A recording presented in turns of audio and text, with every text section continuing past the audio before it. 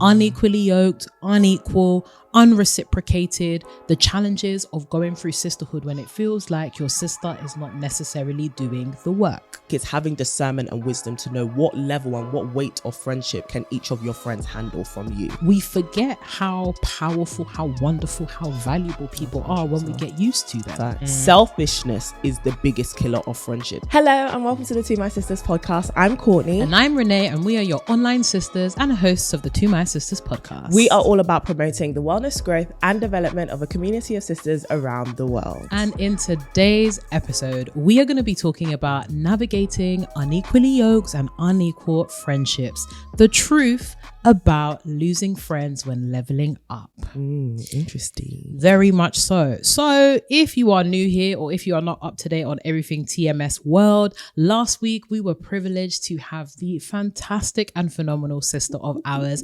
Hayley Melinda Record, for an astonishing, exciting, wonderful, groundbreaking, all of the adjectives episode where we talked about all things how is her friendship and her conception of sisterhood changing throughout the season, namely marriage, but we also talked a bit about business. We also talked about a bit about just life transitions and how sisterhood and friendship can change as a result of those seasons. So I thought it would be a great little follow-up conversation because one of the big themes that came up was this idea of navigating friendships in misalignment, unequally yoked, unequal, unreciprocated, the challenges of going through sisterhood when it feels like your sister is not necessarily doing the work. But before we do that, do we have any housekeeping announcements? There are some serious housekeeping announcements this very week. Sisters, this is your time to arise and shine. Ayo, midday, rise. We are showing out this week. Today is the official announcement that TMS Girls in Ghana is our next international experience. Yes, that is right. If you want to explore the motherland, motherland. Jeez. Guys, it's also my motherland too. The way that I am going to be sending all of you people for the next 6 months, you guys are going to be so sick of me. If you want to explore Ghana, and not just Accra, different parts of Ghana, different parts of our heritage. Ours is our heritage. Okay, whatever. It's If you want to explore Ghana with me and Renee, then you need to come on our next international trip, which is happening in March to celebrate Ghana's Independence Day. We're gonna have a whale of a time. Like, I am so excited for this trip, and we have wanted to make this happen for a very long time. And shout out to our collaborators, the one, the only, Sorted Chalet. We have been working with this team for years. We have been to Tanzania, we've been to Bali, we've been to South Africa, and it's only right that we finally touch base in the place that is the motherland for us, both of us, mind you. Ghana. So if you're a girl, I'm definitely Ghanaian as well. Like, I did the whole heritage thing. I'm like 0.01% Ghanaian. It's only, there's even going to be a naming ceremony. And I'm going to officially get my Ghanaian name. And once I do, there's nothing that you can tell me. Nothing you can tell me. I don't. You guys do like names for the days that you have. I was born on Monday. What's my name, Courtney? Ajua. So if you want to come with Courtney and Ajua to Ghana, then girls, this is your time to be a part of a life-changing trip. We absolutely love to see it. Sisters, all the information is down in the description box below. Make sure that you check it out. But that is not all. This week we are coming in heavy. Come on, sisters, there is some exclusive new things dropping for me and Renee. Come on. Girls, we need you to sign up to our mailing list on our website, tomysisters.com, because we want you to be the first to know when the next level of sisterhood, friendship, and Destiny Besties is launched. This is for the entrepreneurs. It's for the creatives. It's for the creative entrepreneurs. You see what I did there? Don't miss it. Hey now, don't miss it. Damn. If you want to be a part of our next big thing, sign up to the mailing list, dropping exclusively on Thursday. And last but not least, if you are a girly in our home city of London and you're feeling like you want to make a few friends this year, we have some exciting news launching next week Sunday, and that's all we're going to say. That's it. That's all we're going That's to it. say. If you've been rolling with us long enough, you know it's that time. Know the you know it's that already. time. Comment down below if you know what it is. Come on now. But sisters, we love you. We have a lot of stuff coming for you. As you can tell, stay in the loop of the Sisterhood so you don't miss out on all these drops and launches. And without further ado, let's get back into the conversation. The house is swept. We can dive into our ding, ding, ding dilemma. In true keeping of today's theme. Greetings, sisters. Hello. I hope you are having a blessed day. I am writing this from a heart that I believe is healed but needs direction from women who have conquered friendship. Okay. So there was a friend that came into my life 3 years ago. Okay. She was an old college mate, and when she came back into my life, I was a bit worried because of past friendship trauma. However, I prayed through it and asked her if she wanted to be acquaintances or friends. She said she'd like to work on a friendship. Nice. During the 3 years, I would share Bible scriptures with her and she the same. We would speak about God and say things we would like to pray about. She was even someone I shared this podcast with. Nice. Last month, I went for a dip as I was overwhelmed at work and was trying to figure out the next step. I asked the friend if we could start doing prayers, and one week I prayed to the Lord, Lord, if anyone is not for me or against me, reveal them and remove them. Very dangerous prayer. Yes.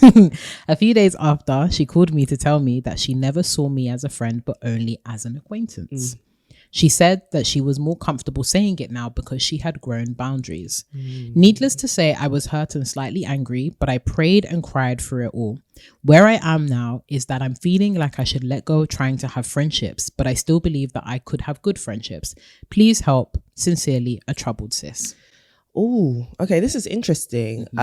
Very sorry that was the manifestation of the prayer that you prayed. I feel like a lot of times when we do make a prayer like that to God, he actually answers and we get the answer that we need maybe sooner than we ever would have expected. People begin to show their true colors, or, you know, a spanner goes in the works and people maybe even act out of character.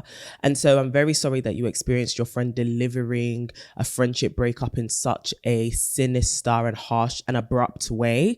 That's quite heartbreaking, but I definitely think you should never allow situations like this to close your heart off to future friendships. At the end of the day, you haven't met everybody who's going to love you. That's one of the quotes that I really live by. You haven't met everyone who God has in store for your future, everyone you're going to meet along this journey. And if you choose to close your heart now, it will never be open to receive the people that God could be sending into your life. So I think the same way you prayed that God should show you the people who were against you, I think you need to pray that God should also reveal the people who are for you and the people who he's called you to do this friendship journey with. And don't allow the heartbreak and the negative experience of this friendship breakup to taint your view of what could happen in the future. Because as you said, from listening to this podcast, friendship is actually a really, really beautiful thing, and it's not something that I would ever say can be conquered, but I do think it's something that you gain wisdom around throughout the rest of your life, because seasons change within friendships, seasons change within life, and so you learn more about friendships and your relationships with these people you call friends. And so it's okay to be learning, and sometimes our biggest learning experiences come from the most negative of experiences, unfortunately. So I definitely think this is a great opportunity to maybe take a step back and reassess what was it in this friendship that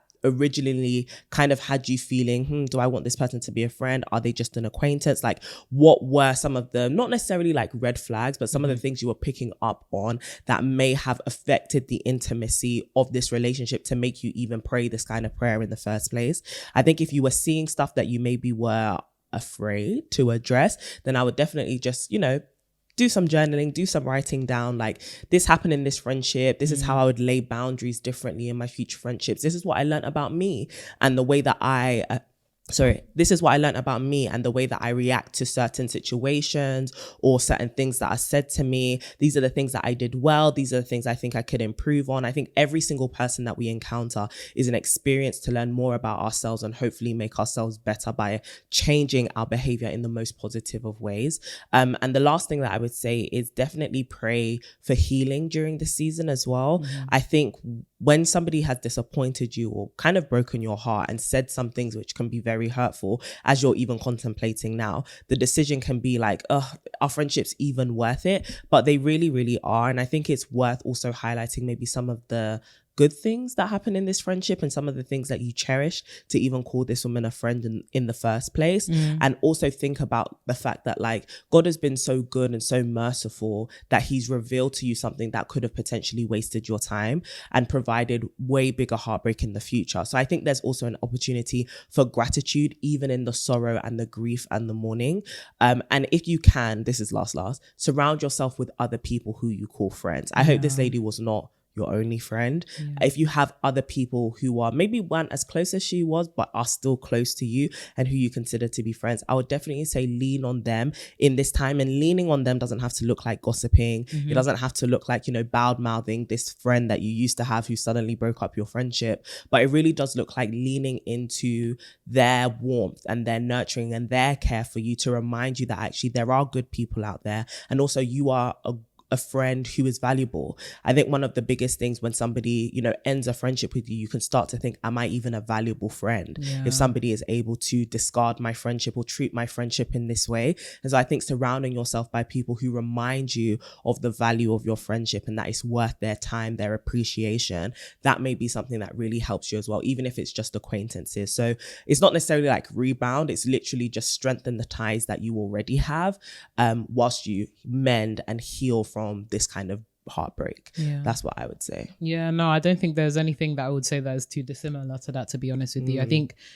sorry sis, it's actually painful to, it's not easy at all, man, especially with that kind of language, right? It's not necessarily an abrupt end in that, you know, there was something necessarily wrong with you, but it was more so her kind of saying, I don't want to journey into this level of intimacy with you, or I don't feel that we have the intimacy enough to be called friends. And I think that's okay. It's not necessarily something that you should feel uncomfortable about or feel too sad about or kind of get bogged down about. It's actually a really great working point, because even within the context of the dilemma, you had shared, obviously you guys had been praying together, obviously you guys had spoken to each other about God, which are all really great kind of hallmarks of potential intimacy. But I think this would be an opportunity where you'd be able to challenge yourself and say, okay, what does intimacy and friendship look like for me, and what do I want for me and a potential friend beyond kind of obviously praying together? Do you guys have opportunities for you to really share what's on your heart together? Do you spend enough time with your friends? Do you have other opportunities for you to really build intimacy outside of the kind of stuff that you named here? Because I think sometimes we can be even misaligned in what we understand about intimacy and friendship, right? So I think this would actually be a really great opportunity for you to sit down with yourself and decide, what does intimacy look like for me as a friend, but also giving to other people, you know, as a friend. And I think not taking her words too much to heart, but also taking it as really good feedback, actually, right? So, you know, she said boundaries, acquaintances. So what is it about, you know, you guys' relationship that you can take forward in your future endeavors that might be helpful in ascertaining a more intimate friendship, something that goes above and beyond, you know, spending time together, praying, but also other areas of intimacy that your friend may also need or require from you, and vice versa. I think also just, it's tough, but I very much supporting what Courtney was saying around surrounding yourself with other people. Like, I think as much as it's really nice to have our intimate individual friends, or like one or two people that we can really soak up and, you know, build that friendship with, I think the intimacy comes from community, right? Having people that are actually around you and in your spaces and in your spheres that you can kind of go up to and be like, hey, I've spent some time with you now, or like I've been in group settings with you, or we've hung out casually. I would be interested in pursuing things a little bit further with you, almost like dating, but for friends, right? And making sure that you're actually exposed to or around other people where that would come naturally. I don't know what kind of third spaces that you occupy. If you don't, this would be a really great time to really think about, okay, what are the third spaces that I really enjoy? You've mentioned so much about, you know, your relationship with God, thinking about some of the people that, if you do go to church, the people that may be around you that may be interested in, you know, that same personal, biblical, intimate friendship. That's a really good space. I don't know what kind of hobbies that you have, but really broadening your horizon and allowing yourself to be in these casual instances with people that resonate or connect with you in those kind of areas will be a really good start to start building that intimacy. And I'd also just like to encourage you. I think friendship breakups can be challenging, really especially after 3 years. Like, that's a good amount of time that you invested into this person, and you were hoping that they were investing in you. And I wouldn't say that it was necessarily a waste. I think there were so many learning curves and opportunities for you to really figure out, okay, what works for me, and vice versa for your friend, right? An opportunity for her to figure out what works for her. I don't think you should kind of see her as an enemy and somebody that was faking it the whole time. Maybe for her, equally, it took her time to really realize, this is what I want from a friend, and this friendship is unfortunately not serving me well. So I think using this as really great training ground, using this as an opportunity to learn, and using this to fuel and power the intimate relationships that you will have in the future. And yeah, I love what you were saying around the quote. Listen, not everybody that you know now are the people that are going to love you in the future. Like, genuinely, there's so much love to go around. As much as we can often be tainted by our experiences of trauma and hate and disappointment, there's so much love to go around, and you're already on the right track in being somebody that's actually actively pursuing that love. So even as you're, growing in love from your relationship with God, that is literally ripe training ground for you to be able to access and maintain healthy relationships. And yeah, just commenting on what you were saying around, us being the conquerors of friendship. Baby, we ain't the conquerors. We are just people that are on a journey, that are learning, that are constantly refining ourselves, that are constantly reaffirming ourselves in our values and our passions and our love and our care for one another. So I think understanding that this is a work, this is a journey, and that we're all on a journey, and that along that journey you will have some tough times, but along that journey you will also have some beautiful times with beautiful people that genuinely love you. So just to affirm you that you are loved, and that you will find the deep, intimate friendships that you desire, because hey, we serve a God that actually wants to give us our heart's desires, and he didn't put that desire in you for nothing. So trust and believe that you'll be able to access that when the time is right. Amen to that. Yeah, so sending lots of love, sis. It's not easy. It's really hard, and this isn't one of those cut and dry, she was mean to me or she was evil or whatever. This is a tough part of the journey and process of being friends with people, man. Yeah, all the best, honestly. Sending you lots and lots of love. And sisters, if you do have any dilemmas, first of all, please weigh in on the dilemma. Have you been through a friendship breakup that wasn't as cut and dry as sis was out here fighting you, beating you up, or doing some whole dramatic things? If you have that kind of experience, or if you have any wisdom to share to our dear sister, please drop it like it's hot in the comments below over here on YouTube. You can also I love a good Spotify function. You can also drop a comment over on Spotify and make sure that you share your thoughts with us so that we can post it on our Spotify board. Yes, ma'am. And if you would ever like to send us a dilemma, if a sister is in need, we are coming with, instead of S for Superman, it's TMS for To My Sisters. We are very, very happy and welcoming of all dilemmas. Please send them to dilemmas@tomysisters.com. We love to see it. But moving into the meat and bones of the conversation, equally nuanced, equally, interesting. What I really, really wanted to talk about was this idea of unequally yoked friendships as well as unequal friendships, right? I think off the back of the great conversation that we had with Hayley, we were really talking about transitions, and we were also talking about the reality of friendship in transition, right? Like, what does it look like to support a friend that's going through not just good times but also tough times? What does it look like when you are mission oriented and a lot of the people that you interact with and your friends are equally mission oriented but may not have the resources or the capacity to really support you on that journey, or even vice versa, where you're with a friend who is mission oriented or somebody that's doing some really cool, great stuff, and you may not have the capacity or the resources in season. And it kind of juxtaposes with a lot of the conversations that we have on this podcast, but also as women around, I'm cutting off my friends because they don't give me what I need, or, even within the prayer that our good sis in the dilemma shared, right? This idea of God, show me who is for me and who is against me. So there's a whole bunch of conversations bubbling up around what is an equally yoked friend? Does it exist? And what are the, the points at which it's acceptable, quote unquote, especially in friendship, for women to not have the capacity to support their friends? Or what does it look like to be with a friend who can't support you in a particular season? So a whole bunch of stuff. Interesting. But I really wanted to start with this idea of being equally yoked. Okay. We often talk about this in the context of romantic relationships, and we often talk about it from predominantly a Christian perspective, because that's where we get it from, right? This whole idea of within the word, it tells believers, do not be equally yoked with unbelievers, right? So that's often the context that we use it in. But then we've also started to use it in context with a lot of our relationships, right? More broadly. So the romantic ones, but also our friendships too.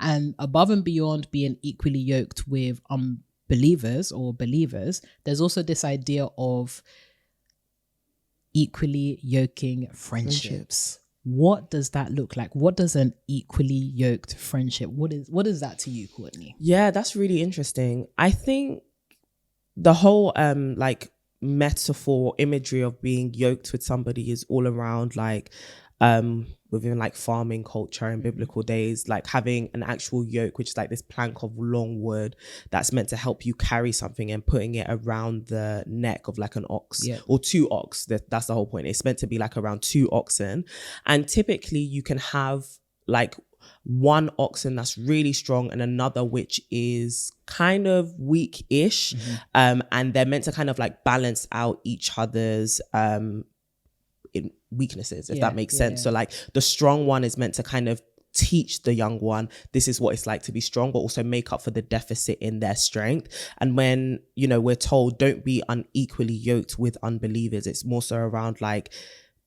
you two are not going in the same direction, and a yoke guarantees that you have to be walking in the same direction. Absolutely. But also you need to be of somewhat the same kind in order to hold a yoke and for it to work.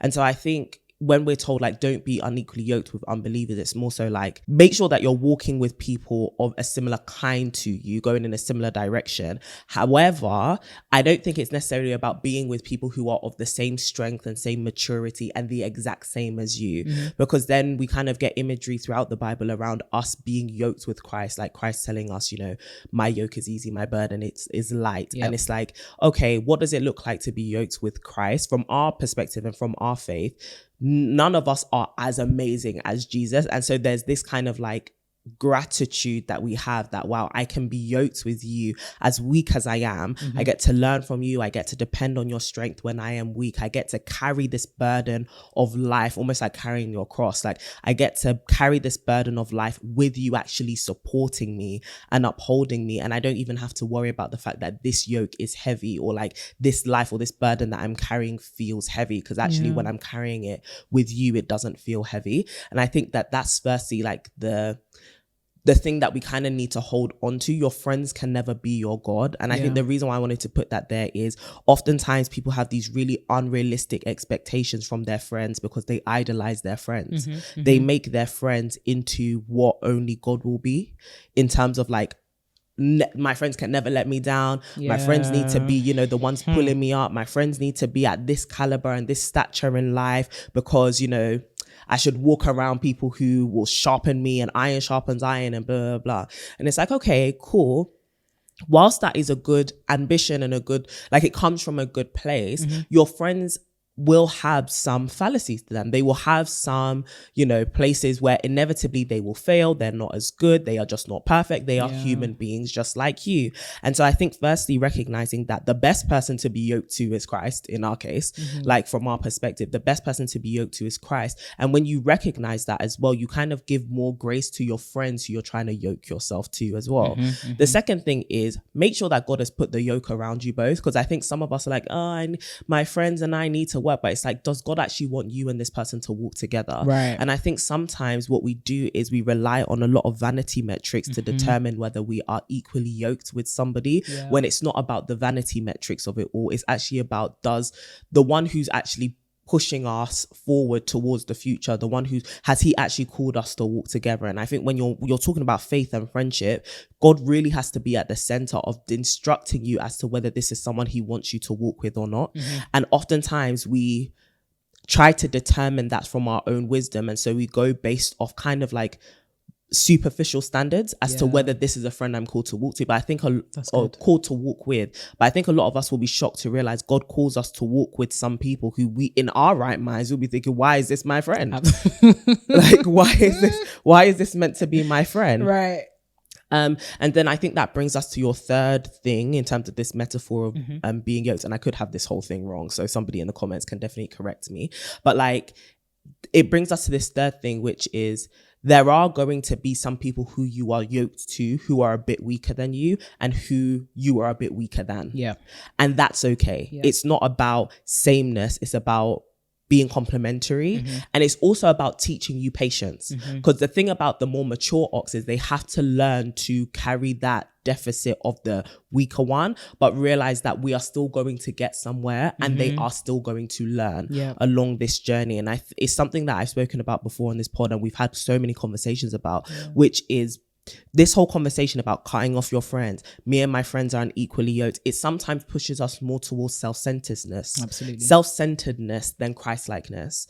And like when you're talking about faith and friendship, and when you're talking about any relationship and faith, you realize that above you having a great experience in this relationship, the purpose of this relationship is actually to make you more like Jesus. Right. And so that's going to challenge you in so many ways. Like your friends are going to force you to be patient. Your friends are going to force, your friendship is going to force you to learn to be generous, learn to be kind, learn to be sacrificial, learn to surrender, learn to be obedient, learn to be selfless, right? But when we have these conversations, the rhetoric often is around selfishness. Like if you're not benefiting me, you need to go because I know where I want to go. But it's like, is God even calling you that way? Yeah. Number one. And number two, the people who you think you need to get to where it is you think you're going may not be the people who God has called to you.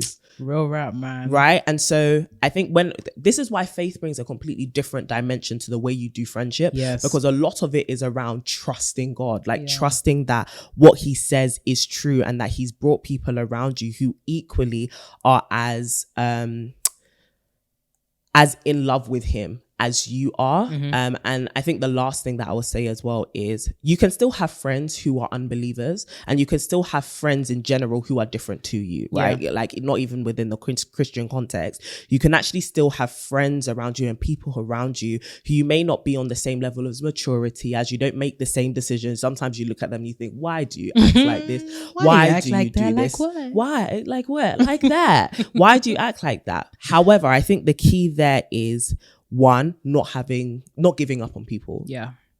But also two, having a large amount of wisdom and boundaries to know how much you allow those people to influence you according to, especially if it's going to make you deviate from your values, like your core values, your foundational and pillars of values. Like if you have friends who will constantly, like I'm currently watching Gossip Girl, right? And Blake Lively's character, it's called Serena. Had this friend called Georgina. And it's like, Georgina is clearly someone you cannot be friends with. Do you get what I mean? Like, no, she clearly cannot be someone you're friend. It's not because she's wild, but when she's with you, you can't help but do wild things, which is who you're not trying to be anymore. So I'm not saying be friends with people who constantly drag you to somewhere or make you into something you don't want to be. However, if you know within that, you can actually, within that friendship, you can maintain your boundaries and your morals, but for some reason, God has brought you somebody to journey with and walk with. It could be that God is trying to use your friendship as the avenue by which he will meet your friend, right? Or extend his love through you to them. And in that moment, you have to discern, am I going to be strong enough to know that I am not necessarily just carrying all the weight of this yoke, but maybe we don't need to be yoked. We just need to be in the same farm. We just need to be in the same pen. Like we are reared together, we eat together and stuff like that. But when it comes to actually doing work, when it comes to doing the work of life, when it comes to this walk with Christ, this is not somebody I put on a yoke with. Because we're almost not the same kind and we're not of the same strength. Me actually putting this yoke on them would be deadly to them. They're not strong enough to actually bear it. So I think it's having discernment and wisdom to know what level and what weight of friendship can each of your friends handle from you. And if you end up putting a weight on somebody that they cannot bear, you're setting yourself up for disappointment. So I think it's also having within yourself, it might be unspoken, it may be laid out, I don't know, but this knowledge that this is not my friend I go to with everything. Exactly. This is the friend that can come to me with everything, maybe, and I'm okay with that lack of reciprocity because I understand that God has positioned me in their life for a purpose. And so that's what Unequally Yoked makes me think of when it comes to friendship. Point, evidence, explanation, link back to the question at the end. Sorry, the farm imagery, what it evokes in me is so funny. I was just thinking of people there with the But you know, it's like, yeah, we live on the same farm. We do. sleep next to each other. We eat from the same trough do. and we eat the same grass. Sorry, That's fantastic. the We same have the trough. same owner. That's great. But when it comes to them sending us out to do the work, Real I rap. go out with the big boys. Hello. And you stay home with those who, you know, need to be fed a bit more. And that's actually okay. Sorry, I'm really vividly just seeing this farm of barnyard animals. It's giving me animal farm it's vibes. like in primary school, or in school in general. We all are in the same playground. Absolutely. But when the bell rings, we're going to the classroom that marks the level we're at. Absolutely. And that's okay. It's all right, you know. It's actually all right. No, I love that. I'll see you at lunchtime. And we were just there. And I might even share some snacks with you too. Do you get what I mean? They fed me. No, I absolutely love that. I think, again, point, evidence, explanation, right? I think this whole idea of being equally yoked, I think sometimes we fall into the trap of being extremely selfish when it comes to what we believe our purpose and our mission is to be, right? Like, I think we really are in an age where glorification of self is one of the biggest idols that we face. And I think it shows up in our relationships. It's all about me, me, me. How can I get to the place that I believe that God has called me to?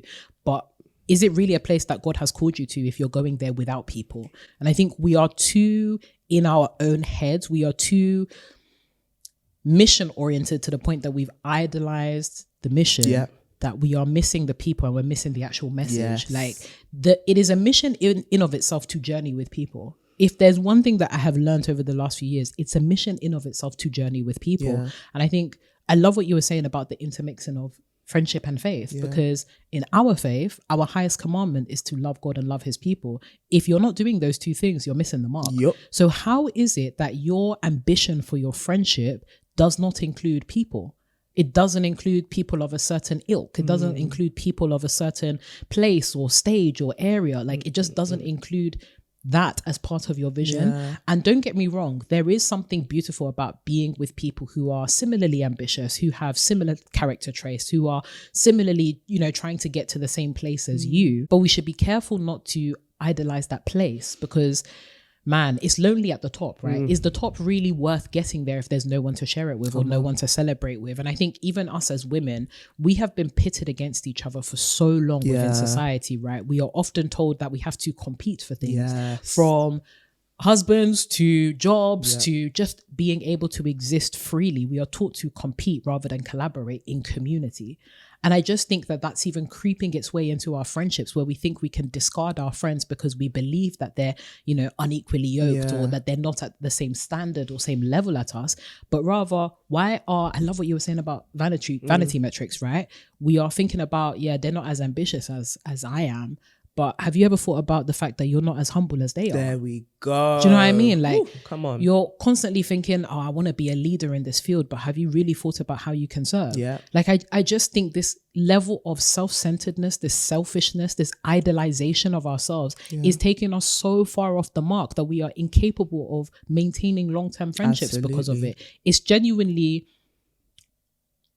unfortunate and sad. It's genuinely unfortunate and sad, because I think a lot more people would be surprised at how much they are equally yoked with people, right? Like I just fail to believe that God really put us on this planet with 7+ billion people, and you're telling me, it's so difficult to find people that are equally yoked as me. I'm finding it so hard. There's nobody like every woman that I interact with, she hates me. Every woman and don't get me wrong, I'm not trying to invalidate anybody's experiences, right? And we've spoken about this on the podcast again and again. Sure. We've had our own personal individual experiences with people as well, right? Where it has left a negative or a bitter taste in our mouth. It has colored the way that we experience and engage with friends and people across time and space, right? But if there's one thing that our faith also encourages us to have, is hope and forgiveness. And I find it so ironic that many of us are able to see that others are unequally yoked with us, but we're unable to see when we are quote unquote unequally yoked with other people, right? When we are the weaker one. And funnily enough, in the realm of analogies and whatnot, I've currently been rewatching Avengers Infinity War. One of my favorite movies of all time. It's just the great stuff. It is great. Film. I don't even know if Marvel are ever going to be able to reproduce the. It's really unfortunate. Most likely they will not. And so tangential. Maybe we'll talk about it in hot takes, but the whole Jonathan Majors thing is making me really sad because I was just thinking, kind of concrete, you could have eaten that. You could have eaten that. But you were there interacting with folks that you shouldn't have been into. It's character. But that's the main thing, right? Character. To be equally yoked, right? Like, what does it really mean to be in commune and in intimacy? You have to be agreed with that person. But it's not just about producing the things on the outside, but it's about what does it produce on the inside of you, right? Like, what is this friendship actually producing in me? And what am I producing on the inside of somebody else, right? Like, how is my friendship actually cultivating them to be a better person, not just a better producer? And the reason I think of something like The Avengers, I think of that end scene in Endgame, right? Where spoiler alert. Guys, if you haven't watched Avengers Endgame, we are in 2024. If you have watched Avengers Endgame, then you are coming for me. You gotta think about your life. But it makes me think of the end scene, one of the end scenes in Avengers Endgame, right? Where Captain America is facing the whole of Thanos' army alone. And he's like, bruh, I'm looking around like, I'm going to go out fighting. I am a great leader and I'm going to go out fighting by myself. Yeah. But then he gets a call from Sam and Sam is like, to your left, Cap. And he turns to his left and, you know, Doctor Strange and all of the wizards are doing that circle thing. And you see one by one, all of these different Avengers, different people coming out to support Captain America.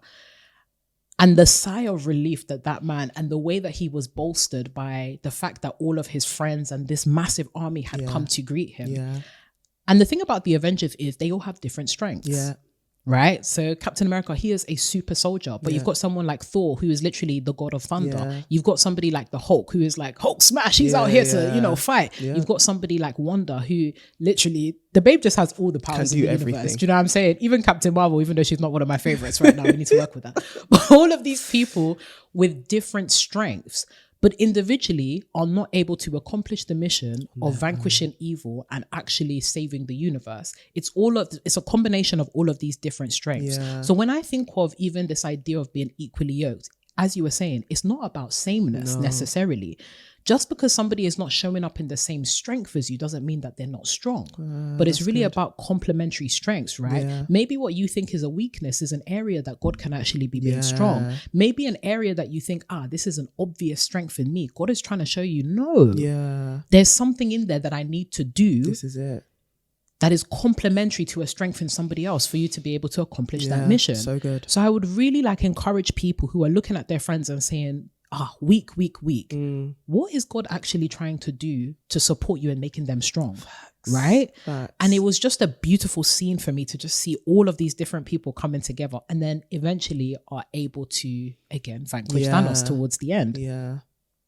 So, yeah, man, I think it's funny because when we do talk about equal yoking, we're often so geared towards talking about negatives, right? Yeah. We're geared towards talking about the deficits that people have rather than celebrating them for their strengths or thinking about, okay, what are the areas or ways that I can really support this friend in this particular area so that we can both be made strong and we can both get to our similar destination. And I think also again, overcomplication of the destination. Yeah. I need to be around friends that are making six figures, that are working towards having their mansions. And don't get me wrong, it's easier when you have friends around you that they have similar ambitions, right? Well, even that is a facade of ease because without character, can you really get to the destination, a shared destination with people if they're constantly focusing on themselves? Yeah.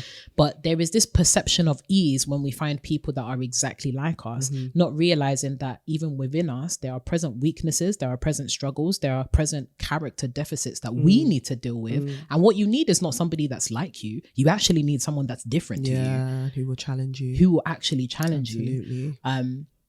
So yeah, I think that's what friendship that is equally yoked looks like. Agree. It's really uncomfortable. Yes. Like it's not always going to be comfortable. They're not a puzzle that will fit nicely and easily and perfectly into, whatever slot you're giving them. Yeah. Sometimes the edges need to be sawed down or sometimes you have to work out a little bit, how do you fit into my life? It's not easy. I love that you said that because there is a thing there about one, value. You have to actually recognize the value in the friends that you've been given. And we are given friends. Friends is not just friendship is a gift. To have friends around you who are genuine, it genuinely is a gift. And I think that there was a conversation I was having with our friend Dorcas. Shout out to Dorcas. She actually listens to like every episode of this podcast. She gonna hear that and be like, oh my God, she might even be in the comments this literally. time. Send me. Next thing you know, she'll be asking, when are you going to make me a co-host? Can you imagine? But yeah, I was talking to Dorcas and she was just like, she said something that really touched me. And she was like, Courtney, your friendship is valuable. And when she said it to me, it really touched my heart, because it was like, I had never thought of it that way. Like, even it pertains to what I was saying in the dilemma, like when someone makes you feel like your friendship isn't even valuable, like you're discardable, it can actually really damage your self-esteem. So when she affirmed that and she was like, your friendship's actually valuable, it made me think like, oh, I'm in a place where people recognize my value. They recognize me as a person being valuable, not just because of the things that I bring or the person that I am. Well, it is the nature of the person that I am, and I guess the spirit that I carry. And I found that a really big compliment. I think a lot of people don't take time to really assess, how is my friend valuable to me beyond these superficial things, such as the doors they can open or who they can connect me with? Because I think a lot of us have grown up with that rhetoric around networking and basically the superficial ways to use people. It bleeds into how we give our time and our energy to people. You know, I'll give my time and my energy to you. I'll fangirl over you if I believe that I can get something from you. But as soon as you become invaluable in the world's eyes, you're of no value to me. And I think it's important for us to remember, like, Jesus knew exactly what Judas was going to do and still looked him in the eye and said, you'll be one of my disciples. And a lot of us wouldn't do that kind of thing, because it's like, why would I want someone who'll betray me in my circle? Why would I? And it's completely understandable, because I'm going to get to that part in a second, because there is such thing as a bad friend. So we'll get to that. But I think it's important to look at kind of that level of humility, but also trusting God that Jesus had to still allow Judas to be close to him. There was this understanding that as much as you're going to hurt me, you're actually an instrumental part in my purpose. Without the suffering that this relationship is going to bring, there will be no glory produced in me. And I do think that a lot of us still need to recognize that even the heartbreak is useful in God's hands. Like, that's good. Somebody doing, and I'm not telling you to entertain toxic relationships and stuff, because there is a scripture that talks about how, and Satan entered Judas. So there was a time where Jesus was just a bad person, and then there was a distinction as to when he became demonic. There was a moment that switched everything. So I'm not saying hang around, demonic friends, but what I am saying is, even the people who you can tell, oh, there's something about you that just jars me, you grind my gears, there's something about you that I know is off. There is still a decision that can be made, if God has called you to walk with them, to realize that even in the wrong they do to you, you will learn. Right? So I'm not saying don't have boundaries, because yes, Judas was in the 12, but he wasn't in the 3. But what I am saying is, you have to recognize that everybody is valuable in their season. But the latter part of that is also, a yoke forces you to walk. This is something that one of my elders at church was explaining, and it really hit me. He was just like, oftentimes when people talk about, being yoked to somebody, they don't realize that the biggest thing that having a yoke around you and something else will do is fix your pace. You cannot outrun the person that you are yoked to, or you will literally be yanking them to death. You actually need to have this constant communication with the person that you are yoked to. And that's why I love what you brought up about like the inconvenience of true friendship. You kind of have to have these very awkward conversations around, excuse me, you're moving too fast, you're hurting my neck. Or can you move slower because we have somewhere to go and you're dragging me back? There's all these different conversations you need to have, but they all surround being in sync with this person, right? Being in step with this person. And it's the same thing that we do with Christ. It's the same thing we do on our personal walk with Christ and faith, but also with our friendships. I'm walking with you. There needs to be this sense of agreement and this sense of pacing that allows me to not outrun you. Like one of the things that Haley mentioned was like being in a running season.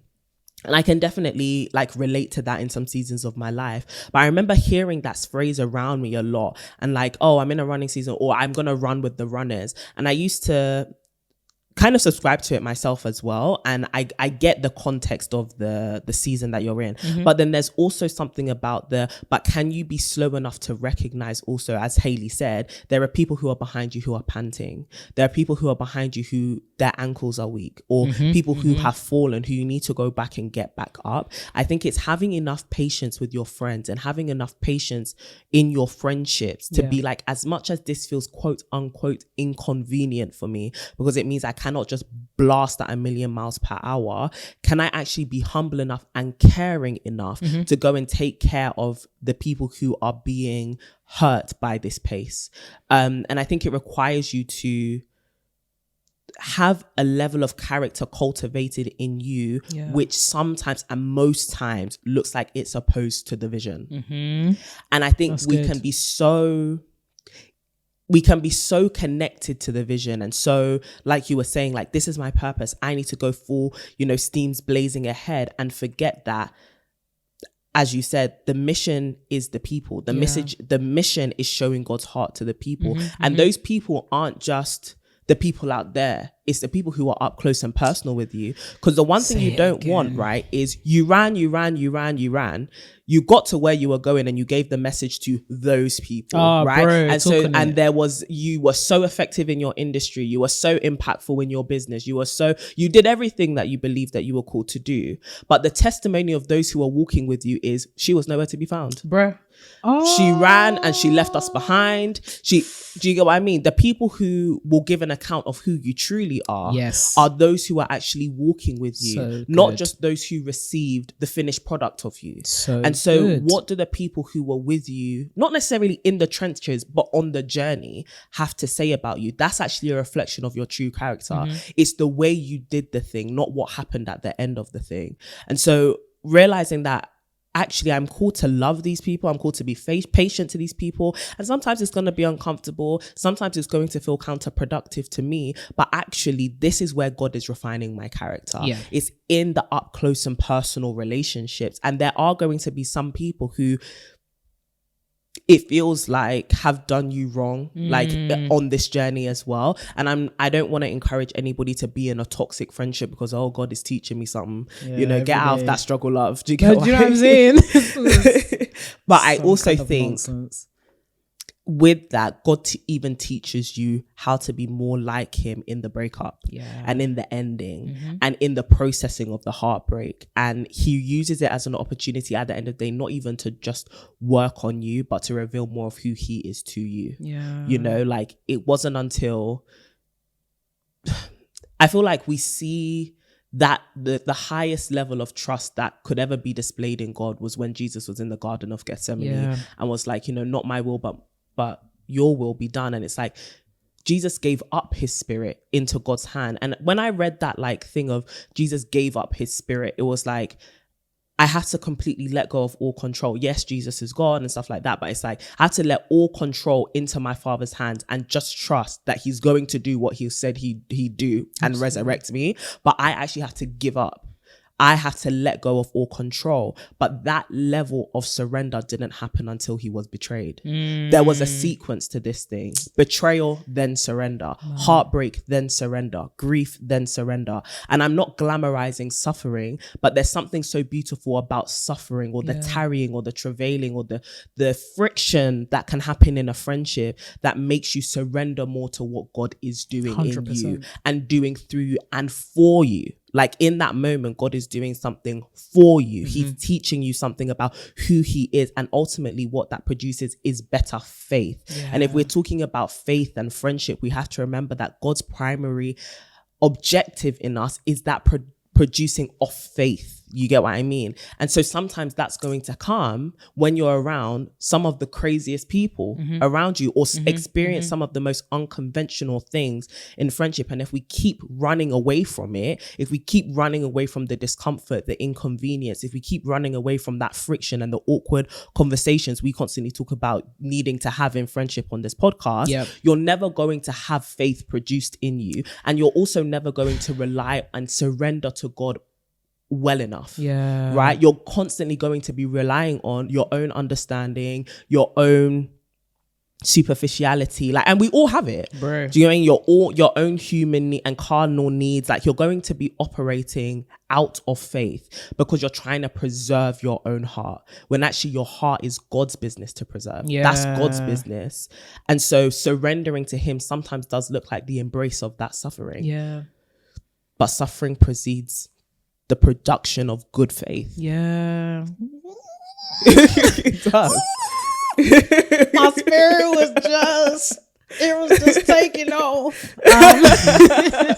Get it back. It was taking off, going into all those places. So it's really giving Southern old lady. I love everything that you said, Courtney. I especially love what you were saying around proximity, right? And the fact that when you are in close quarters with someone, their capacity to hurt you is not only greater, but also what it produces in you and for you is also greater too, right? I was literally having the image of like, when somebody is in a shooting quarters, if I am like 50 meters away from you and I shoot you, chances are I will miss. Chances are that it will graze you. It won't hurt as bad. But if I'm standing next to you and I've got a gun at your head and I shoot you, chances are I can kill you.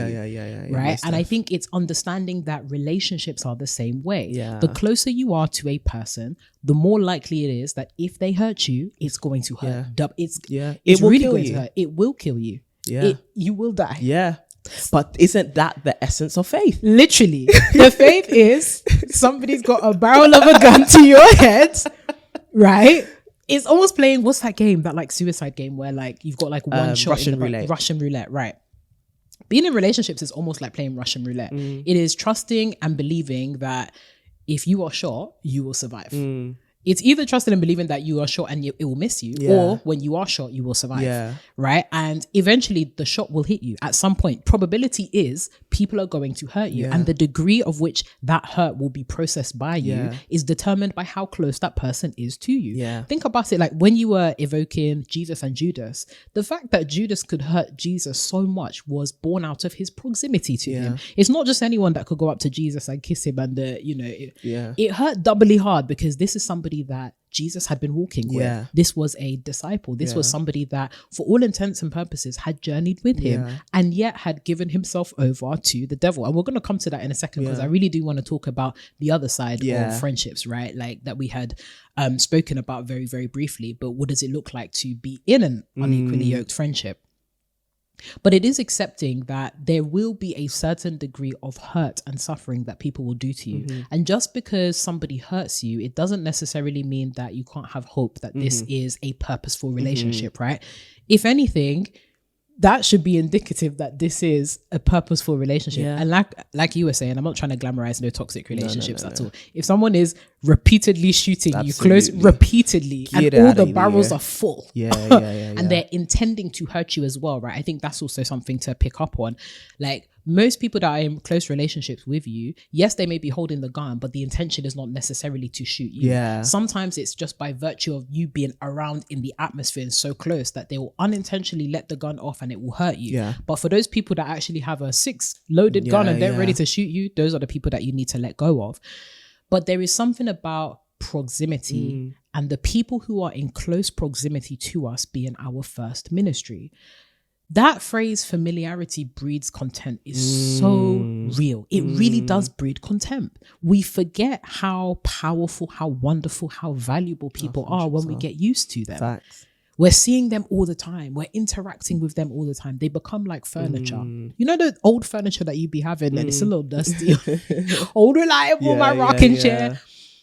The thing about old furniture, though, is as much as you may love it, if you don't show love to that furniture, the furniture will break down or it will be dusty or will be put out of use. And too many of us are treating our friends like old furniture. We're treating the people that are in close proximity to us like old furniture, when really we should be cherishing them like our prized possession. And it's funny because we live in a world that teaches us to prioritize the new things as our prized possessions, when really it should be the opposite. The longer you keep something, the more it should be going up in value, right? Like when you get those nice like glass vases for like your flowers or whatnot, you'll be treating this like the bomb diggity. That thing is going to be on the everybody's going to say when they come into your house, right? So have you seen my new vase?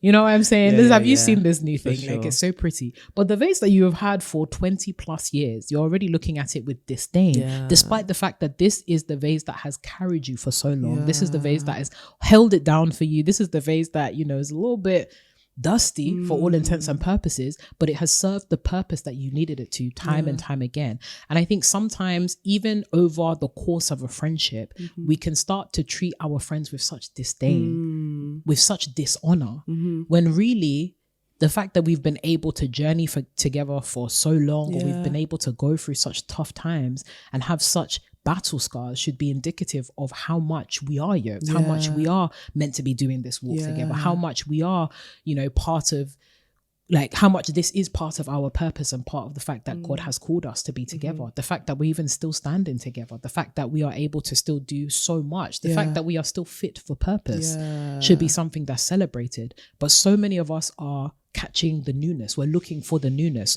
We're looking at the shiny object syndrome, right? We're looking on social media for the latest trend that shows us what a good friend is supposed to be. We're looking for the most aesthetically pleasing things that our friends should have. We're looking for the aesthetically pleasing moments of brunches and whatnot, not knowing that it was your friend that was holding you back in 2000, holding you down in 2006, 2005 when you lost your mother. Like, it was your friend that was there for you when you were going through a rough time. It was your friend that fixed your crown when it was your time to, you know, go on the stage and get married to the love of your life. Like, we treat such people in close proximity to us with so much disdain, and we show so much honor to people that are not even up to a meter close to us. And I love what you were saying about what the people that are close to us testify is indicative of our true character. If everybody that has interacted with you in very fleeting and short conversations says you are great, but the people that have known you for years or months or have spent time with you do not have a good report, and even more worryingly, if you don't have a report from them, because I think we don't ask for our friends' feedback enough. We just assume that we are good friends, and then from that assumption, my friend is not really being a good friend to me. Have you been a good friend to your friend? Can they report and say you've been a good friend to me too? Have you provided feedback? Have you gotten back feedback from your friends? But we will be out here when it comes to romantic relationships. Oh, baby, how am I doing? Am I being a good babe? Am I doing this? Where is your feedback? Tough, man. But we have spoken about, you know, hope and the toughness of the journey and the beauty of friendships. Let's talk about some of the uglier things, right? The reality of being in friendships that may be toxic, the reality of being in friendships that may be, quite frankly, unequally yoked, right? You are interacting with, or you're in a crowd of people that are producing bad fruit in you, or, you know, one of my mum's favorite, back in the day, her favorite phrasing is like, so you found yourself with bad gang. You have found yourself in the midst of, and it was always gang. And I'm just okay. First of all, we're not in a gang. You know what I'm saying? Where I come from, gang. What it evokes is criminal behavior. To be fair, some of you or your friends are facilitating you to be doing bad stuff. But for the women out there that are genuinely in friendships or find themselves in situations where they are constantly in bad gang friendships or bad gang relationships, how do they identify it? And then what does the path forward look like? Because sometimes it may be a breakup, sometimes it may not. Like, how do we identify it, and then how do we move forward? So I think first things first is, I wouldn't put a yoke on with somebody who's not going the same way as you or has any desire to see you achieve anything that you want to produce. I wouldn't. It's not smart. What I think is actually a really dumb move, and I see people do it with romantic relationships as well. 100%. You know that you and this person, you don't want the same thing out of life. 100%. You don't have the same character traits. Yeah. You don't. This person, you know, this is not one of the people you're meant to be journeying with in life in general. Right. But because maybe there's like, but they're so cool and everyone would think I'm so this, and you're now friends with them, relax. Relax. So yeah, the first thing I would say is, do not yoke yourself with someone who you know you're not going in the same direction anyway. Right. And you don't have the same like core, like I said, foundational values. Yeah. I think for me, one of the things that I've really applied when it comes to friendship is, who is the counsel that you keep around you? And I think counsel is very important. Counsel is not just people you know, we go out to brunch, whatever. Counsel is people you bring the matters and the concerns of your life to, and you say, give me advice. Yeah. Like, you have to be very selective with who you gain advice from. And I think the biggest thing you need to decide who's going to give you advice is, do I want to produce the fruit that you have in your life in my life? I need to look at the fruit that you have. And I'm not just talking about fruit as in like how much money you make. It's fruit as in, what's your character like? Yeah. How do you treat your parents? How do you treat your friends? How do you treat your siblings? How do you act to your colleagues? How do you act in real life? Because there's ways that people can betray themselves. Everyone can put together a LinkedIn bio, oh, you're so fantastic. But once I see you interacting with that waitress or that waiter or that barista, like when I see you interacting, where do you put your rubbish? Do you throw things in the bin? Do you just throw them on the floor? That's such a red flag. Do you get what I mean? It's like, what is the fruits of your character when we're in ground, when we're on ground? How do you actually act? Do I want that produced in my life? If the answer is yes, then I need to ask you for your advice, because I like the way you reason. I like the way you process. I like the way you decide things. That's the counsel that you should keep. That's the company you should keep. So that's the first thing that I would say. Like, be careful of the counsel that you keep around you. Yep. Number two, I think there's a difference between repeated bad character and a commitment to evil. No. Let's be serious, right? There are some people who you can have in your life who it's like, well, that was a dumb decision. Yeah. And they're like, you know what? Yeah, I realize correct, it. But they correct. keep making dumb decisions. It's like your younger siblings. Yeah. Are you dumb? Come on. Like, this Why is, you gotta behave but like it's this? immaturity. Right, do you get what I mean? right. It's literally like, why do you have to behave like it's immaturity? Do you get what I mean? And then there can be the hopes that, okay, with time and with evidence, you'll continue to change and you'll mature, and we'll all kiki about 10 years ago you used to be a thief. Or 10 years ago you used to just be an actual scoundrel, you know? But then there's commitment to doing evil, which is this person actually doesn't really care about the consequences of their actions. Absolutely. They don't care about the way their actions make you feel or the repercussions it has on you. They just care about themselves. And I think it's important to discern, is the person around me selfish? Selfishness is the biggest killer of friendships. And it's important to be self-aware enough to recognize it in yourself as well. Selfishness kills friendships. This kind of self-centered approach to relationships is what kills relationships. So when good. all you think about is yourself. And we're in a culture right now where everyone's talking about narcissism. But a lot of people don't realize that they are quite narcissistic in that they are self-absorbed. Everything is about you. Even the extreme amount of self-protection and self-preservation and suspicion you have about people is a fruit of your selfishness. Suspicion is correct. Do you get what I mean? The paranoia that you have, oh, everyone's an evil eye. Oh, I can't tell my friends anything because they'll be jealous of me. Who told you that? Who actually told you that? Sometimes their aunties can't lie to you. I think it's exactly, no, the suspicion is generational. That's something, we have a whole episode about that actually, about like monitoring spirits and this idea of like, everybody is jealous of me. I think sometimes it's a fruit and it's evidence of your own arrogance to believe that. But because the context is, but there are people out there who are actually jealous of you. Boundaries. Actual boundaries. Like, it's not, there is not everybody who you have to tell everybody everything Absolutely. to. Yep. You know, every stage of your life is not every stage of your life is privileged information, and you have to decide who has clearance access to this level of Facts. information about me. And it's okay to not share certain things with certain people. So have those boundaries. That's completely fine. I think boundaries is something that women in particular need to get better at, in terms of it. You're allowed to just be like, nah, I ain't going, we don't need to talk at this time. We don't need to talk about everything in my life, you know? And my thing is, if I can't pray about you with it, I don't need to tell you. I don't need to tell you. Do you know, genuinely. Until after. And genuinely, and maybe this is just my bias as a believer, I think if we actually spent more time in prayer,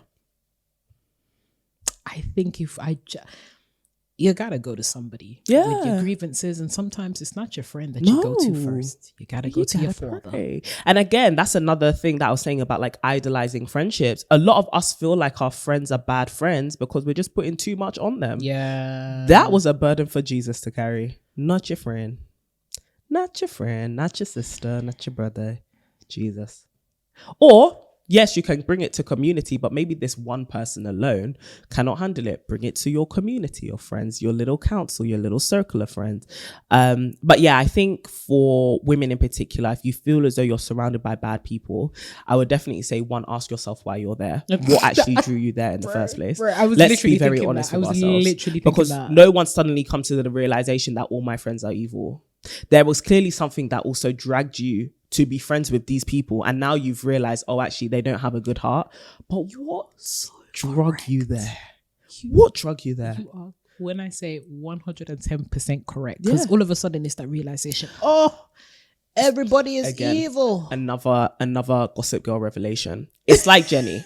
No, little Jenny Humphreys, wanting to be a part of the Great Girls Collective and the mean girls of the school. So she goes into Blair Waldorf's posse and realizes, oh, these are actually evil people. Like, they're not nice, always scheming, gossiping about people, very mean towards people, especially those in junior years. Okay, but now you need to question, why did they attract you? Why did you find that you wanted to be accepted in that circle of people? It's because it appealed to something in you, which is this desire you had to be seen, this desire you had to be at the top. And that was all fueled by your disdain towards your social status in the first place. When we get to the bottom of things like this, you'll realize that though you hate your friends, there's a part of you actually hate, which drew you to become friends with them in the first place. CDB, first of her name, and General Counselor of Self-Awareness Ltd. Incorporated. Because what you speak is facts, it not just fiction. Is what it is. And so I think, yes, separate yourself from evil, but also recognize, where was the evil in you? Come on, that attracted you to that thing. That brought you to that space. And this is not victim blaming. It's actually, like you said, it's a level of self-awareness that is, I need to recognize what in me attracted me to this thing that these people had. And I need to deal with that if I'm going to stop this cycle of falling in with the wrong crowd. Because maybe it's that I'm putting too much of my self-esteem in this place. Maybe it's that I'm putting too much of my identity into the friends that I keep. Maybe it's that I feel as though my friends, I can go to my friends more than I can go to Jesus. I can go to my friends more than I can go to my family. I can go to my friends, serve this thing in my life and this purpose in my life. And I have this belief that without them, I won't survive. Without them, I won't. Whatever it is, whatever's at the foundation of it, deal with it. Baby. Because that's how people consistently find themselves in the wrong crowds. And it's okay to acknowledge, I'm bad at picking friends. It's okay to start off there. I am bad at picking friends, or I lack boundaries. It's okay. You can say, you can confess. It's all right. Every tongue confess. No. Because what you're spitting there, mate, bars. I'm telling you. No, I'm telling you. When we say self-awareness, it's almost like people just think, oh, self-awareness, everybody around me, all the things around me is in you, inside you. What is that which is inside you that you are enabling? Because I think sometimes it's one thing to confront that this desire in you exists, but it's another thing to confront the fact that you're giving into it, right? This is it. It's like temptation. It's like temptation will come, but whether you give into it is your choice. So this whole bad girl, bad gang situation that you find yourself in, yes, understand that there's that desire there. Maybe you have some self-esteem issues, etc. But recognizing that you have the power to overcome that which enables that behavior, right? Like, you actually have the power to say, do you know what? Maybe I'm going to distance myself a little bit. Maybe I am going to, not feed into this mean girl community that I found myself in. Maybe this is actually time for me to withdraw and work on myself, right? Because so many of us will think, oh, my friends are the issue, and then find ourselves in repeated cyclical situations with communities of people that we had no business being friends with in the first place. And the reason why it happens is we were happy with their behavior until we became the victim. we were fine with their behavior until we became the victim. It's just like, in fact, the fact you use Gossip Girl is even wonderful. Thank you. Let's talk about, maybe we should have a whole episode just dedicated to the TMS hot takes. We'll talk about Gossip Girl. But let's also talk about gossip. I know that is so tangential. Yeah. Gossip. Literally. You think because your friend is coming to you with tea, she's not serving yours outside. You think that just because your friend is talking about all of these bits and pieces with you, she's not out here doing it to you. You are on the menu, baby. You are on the menu. You just ain't in attendance. You probably at the top. You probably at first the top. course, literally, and it's sometimes we produce these monsters in our friends because 100%. we are fine with them until they make us their victim. 100%. And you can't live like that. You can't live like that, because anyone who is capable of showing an evil face to you is capable of devouring you. You a bunch of enablers. Yeah. Don't an enable your friendship, your friends' bad behaviors, because it will easily turn on you if you're not careful. So acknowledge as well, am I enabling my friend's bad character? Yep. Like, and if I am, I need to become a better friend to them. 100%. Because I think sometimes we forget that this isn't just about being a bystander. This is about being in your friend's life to also sharpen who they are. So God forbid, if Renee came to me and was like talking the most about somebody else, I'd be like, girl, you were gossiping. I want you to know. In fact, let me you tell you don't slander and gossip. Word for word, what CDB will say to me is, all of this stuff that you are trying to tell me, have you spoken to the person directly? Have you spoken to the person? Before you have brought your grievance to me, have you spoken to the person directly? It's that simple. But if I stood there and was like, yeah, I'm eating it up, munch. Flipping What do you think this Close is? Your damn mouth. Bro. But also, like, gossip, man. I'm telling you guys, we need to have a whole episode on just gossip, because it's only through understanding and studying the detrimental effects of gossip on your soul as well. You need to close your mouth. You need to, that should never be a fundamental. And I know we romanticize it so much, especially in female friendships, that gossip, let's share the tea, girl. You know, I'm gossiping my friends till I'm 60, 50. That means you've got 60 years worth of repentance that you need to be thinking of. You need to. No, you need to, because Lord have mercy when it's time to give account. But slander, gossip, the way that it hurts people, the way that it hurts you, the way that it defames people's reputation. If there's one thing that's important in this life, it's people's reputation. And you being a participant in, like, literally defamation of character. It's not good. It's not good. It's Don't not tasty. enable that. And also, for the women out there that are actually actively bad friends, you need to leave people alone. Yeah. Like, genuinely, like, people that are bullies, people that are mean, those of you that are finding yourself being jealous, you need to give it up to the Lord. Like, genuinely, you need to give it up to the Lord, because oftentimes we speak to the women that are, I'm finding it difficult interacting with this woman that is etc. To the woman that is difficult to be interacted with, we have a message for you too. You need to change your ways. Yeah, you do. Because unfortunately, the only thing that is promised to you will be a life of loneliness. Truly. Because you know that saying, there's no honor amongst thieves? I always think about it, because it's like, it's true. If you're capable of stealing from someone else, just because I am also a thief doesn't mean you won't steal from me. Bruh. There is no honor amongst the badly behaved. You're not gonna suddenly find friends who are also equally as wicked. They will show you wickedness. They will show you pepper. That simple. So the question is, if you want good friends, your wickedness is gonna push all of them away. And all that will be left to you is wicked friends who are more wickeder than you. You don't want that, because that means inevitably your life is going to be isolated and lonely. And a lot of people are consoling themselves with this rhetoric that, but I can do bad all by myself. I don't need people. Everybody needs people, baby. You need If people. you get hit with a heart attack right now, ain't nobody coming to look for you to see that you're dead. We all need people. We all need people. We all need, like, and you'll push away not just friends, your family, because these traits of nurturing and love and care don't just emerge because they're related to you by blood. It's something that is trained in you. It's a character thing. It's not a nature thing. It's a character thing. Everything within you may be selfish. That's not going to be changed and triggered by the fact that you had a child. If every single one of your female friends you have treated wrongly, you having a daughter is not going to change that. It's not going to change the way you speak to women. It's not going to change the way you view women. If you cannot honor a woman who is not related to you, you won't honor a woman who is related to you. I can guarantee guarantee you that.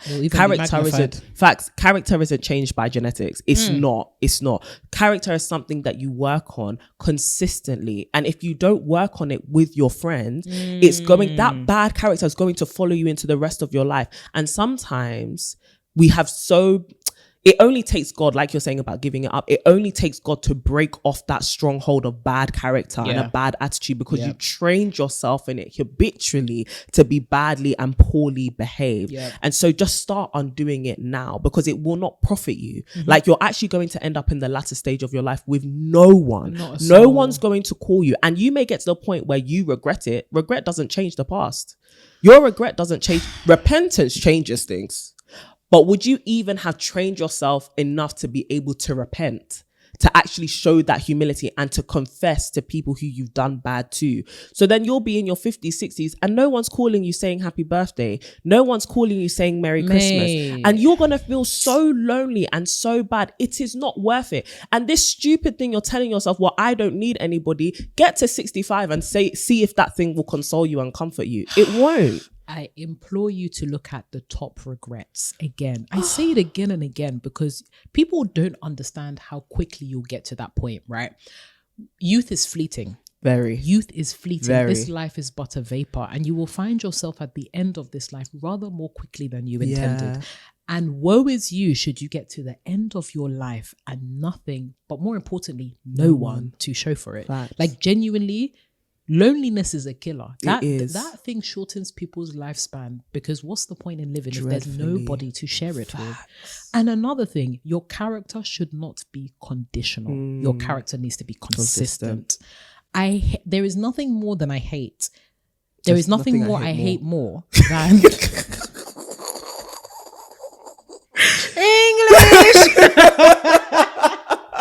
There is nothing you hate more. The passion was preceding me. There is nothing more I hate more. English. No. I think it shows the magnitude of what you're saying. The capacity there. You know that, what do you call a Nigerian politician? There's nothing. Political something. There's nothing more hated most than Renee. In fact, this was Janae, not Renee. This was Janae Rabuku. Janae. In essence, just try it one last time. There's nothing I hate more. I'm even forgetting what I hate. Okay, inconsistent character. Yeah. There is nothing I hate more than contextual character. Yeah, thank you. Well done. Good stuff for me. Good stuff for me. Miss Madden, God bless you. You did your work. My English teacher, shout out to you. Love you. Miss Madden. There's nothing I hate more than that, where your character, good character, quote unquote, is dependent on context. That you are waiting for certain situations, as you were saying, to display that I'm good character or to portray yourself as this person. But your character is what you are when the cameras are not rolling. Facts. Your character is when the people that are closest to you in your downtime interact with you. Your character shows up when the fire is the hottest. Yes. It's when, listen, everybody is good-natured when things are going good. Yeah. Everybody is a good person when things are fantastic. But when ish hits the fan, can you tell me that you're good? Can you tell me that you're kind? Can you tell me that you're nice when everything goes out the window? And I think sometimes we can focus on the objectively bad people. Some of us have poor characters that are purely hidden by circumstance. Ooh. Should your circumstance change tomorrow, we will be greeted by a monster. Should you lose your home, should somebody break up with you, should you lose something that is valuable to you, or should you go through something, all of a sudden you think that this is your license to become a bad person, a bad egg. You were always a bad egg if that happens. You just didn't know it, and there wasn't the opportunity to see those impurities rise to the surface. It took something cracking you. It took... This egg is rotten. You don't know an egg is rotten until you crack it open. And then, this egg has been hiding here this whole time.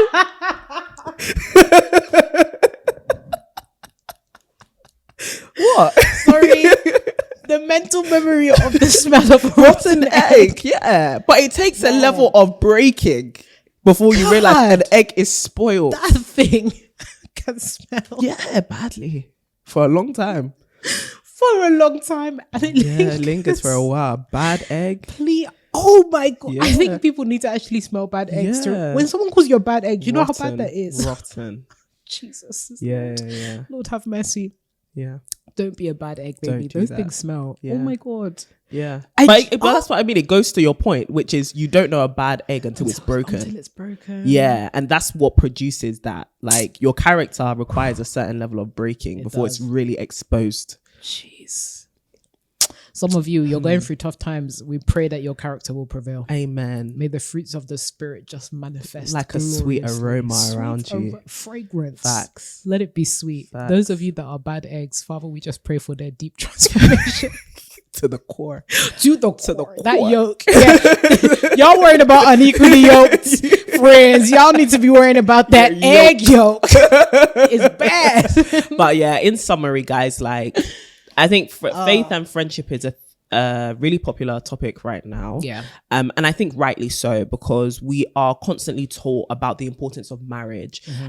But at the end of the day, friendship is also a kind of covenant. Absolutely. It's a form of bonding with somebody which you really need to be discerned and wise about. And I think we all need to really take it more seriously. Yeah. That even though life seasons may change, the friends that God has given us really are a gift from heaven to help us navigate through things. Yeah. And there may be some negative experiences. Like you said right at the beginning of this episode, we have experienced negative things when it comes to friends and certain friendships. And even with our own friendship, we have experienced some really challenging and some heartbreaking seasons of like, this is really hard. Mm-hmm. However, there's this beauty that it's untradeable that you see when you get past those seasons of challenge and those seasons of toughness and awkwardness that really refine who you are, but also help you to see your friend in such a beautiful way that all you can do is thank the Lord that this is the person you went through such a challenging season with. Right. And so friendships are worth having. And I think the whole essence and cornerstone of this podcast and to my sisters as a community is friendship is so powerful. Friendship is really a gift from God. To not have to go through life alone is such a blessing. But unfortunately, culture, media, shows that we get to see, like, they're feeding us some really big lies about how to navigate friendship. And also it's causing us to devalue these kind of platonic relationships. And so if there's anything that you take from this podcast, please remember that the people that God has given you are people to be cherished. And whilst there may be some bad eggs around you, they are still people who can be repaired by God. Maybe not by you, but by God. Heavy. And if anything, just ensure that as you're going around thinking, are these people good for me? Am I called to these people? Are you good? Are you a good person? Are you going to become a curse to somebody's life? Jeez. Make sure that you are working on who you are, and God will do his part in bringing you the people he's called to you. Amen to that. Yeah. And also have hope. Yes. Like, we really, really pray that you have hope that these people will come to your life, but also that you'll be a blessing to other people's lives, and that you'll actually have the resources and the capacity to be a good friend. Amen. And that God will actually continue to pour into you so that you can do that work of being a good friend, being a good person, somebody that prioritizes their character as a woman. Anything. And that we really pray that this week you recognize your first ministry, which is the people around you, the people closest to you. Go and get that report, sis. It's about time. It's important. You need to go and ask your closest friends, your cherished, assailants. How have you been a good friend? Or even how have you been a bad friend? What are the areas that you can improve? What are the ways that you can show up and be a better sister? That's our challenge for you this week. It's tough, it's hard, but it's necessary. And oftentimes 100%. The best things are produced from the hard conversations. Come on, somebody. Well, sisters, this has been an electrifying conversation. Thank you for tuning in. And of course, if you would like to weigh in, we would love to hear your thoughts. You can drop your comments here on YouTube if you are watching. If you are listening, we've already given the shout out to Spotify, but make sure you come over to Spotify and drop a comment. Otherwise, you can share on social media. If you are listening to this episode, we absolutely adore it when folks are listening and they tag us so we can repost on our little Instagram. You know what I'm saying?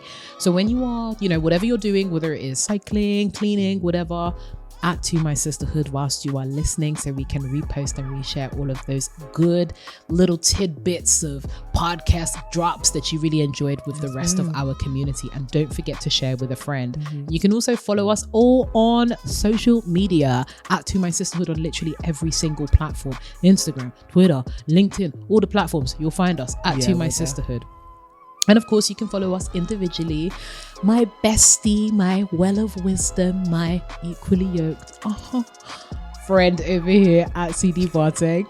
And of course, you can come and follow me over at Renee Kapuki. We absolutely love to see it. And of course, make sure you sign up to the mailing list. We already gave a nod to it at the beginning of this episode. But girls, you do not want to miss out on the news that we have coming. It is so good. So yeah, sign up on our website, tomysisters.com. And we'll also send you weekly love letters, because we do that every week for free. It's free of charge, babes. So yeah, we will talk to you very, very, very soon. And as always, keep glowing and growing.